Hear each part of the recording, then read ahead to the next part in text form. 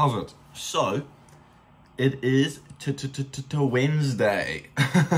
Wednesday, my dudes. The workout you are experiencing currently is shoulders. So, pretty much nothing fancy. It's just a typical shoulder day. Started off warmed up, you know, got my rotator cuff nice and warm with a little bit of lightweight. I don't record that, but it's something I realize I don't say. But always warm up your shoulders. That's with any upper body movement, really. So, chest, shoulders, arms, even. I just like warming up my rotator cuff regardless of the movement, really. I think it's just something you should warm up pretty consistently to strengthen it. Otherwise, it is just likely it's going to go out. And you don't want to be injured. That's always a bit of a snag, a bit of a hassle. And recently, my left rotator cuff did a small bit of a kerfuffle, which is annoying because it actually like hindered my whole shoulder day. And I had to like work around it, but it is what it is. So, we did start with a little bit of shoulder press, seated military press rather. Nothing too fancy, just slow hold, pause reps, just really tensioning the front delt. Then we went on and did, I think I actually supersetted that with sway bar front raises. I don't know what the real term or name of them is.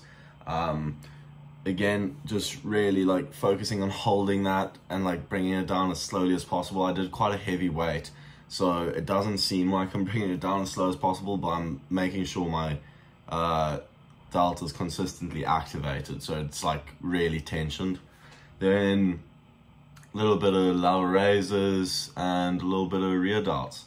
Nothing fancy to it, you know, just a pretty simple, basic shoulder day, but no complaints. It's shoulders or shoulders. One of my favorite movements, actually. I've always had quite strong shoulders, and I intend to keep them that way, even though I don't necessarily lift heavy with my shoulders anymore. I still quite like the feeling of knowing that what I am lifting is heavy enough, you know, like a 60 kilo military press. It's not the heaviest, but it's a significant amount of weight if you put it into the grand scheme of things.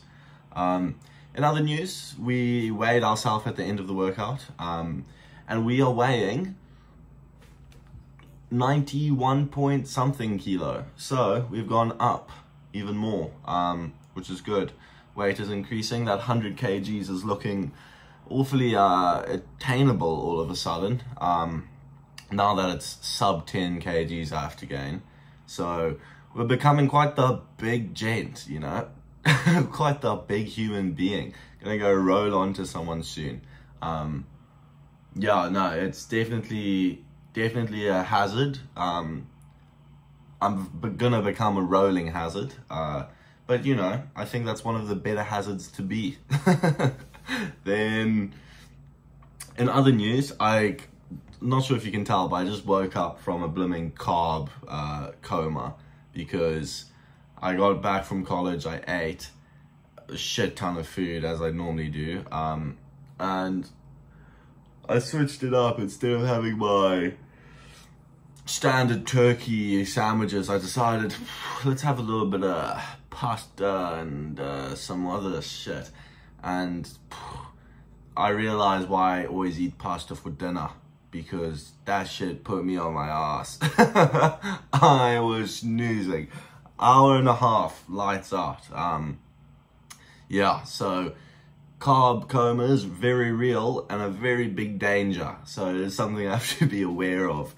I normally do have an afternoon sleep, but today it felt like way more necessary than usual, and it was 30 minutes longer than usual, which is shocking to say the least, because normally when that alarm for an hour goes off, I'm like, shit, right, let's get moving. But that thing went off and I was like, oh. But you know, there's not much else you can do. So I got up, you know, did my little thing, read a little, and that's kind of what I wanted to speak about a bit today. So for those that don't know, I actively try to learn philosophy, and I think it's quite a cool topic to learn in your free time, because there's not many things, or subjects rather, that you can learn that the main focus of are about improving your own mental state and your own outlooks on life and living life better, essentially. And that's pretty much why I've been drawn to it so much, and I've been trying to be so consistent with it and trying to actively learn from it, because I genuinely do see the benefits from it, and it's something I don't really get any sort of similar input from in any other regard in my life. And with the slow implementation of it, I have been seeing significant change in the ways that I want to see change.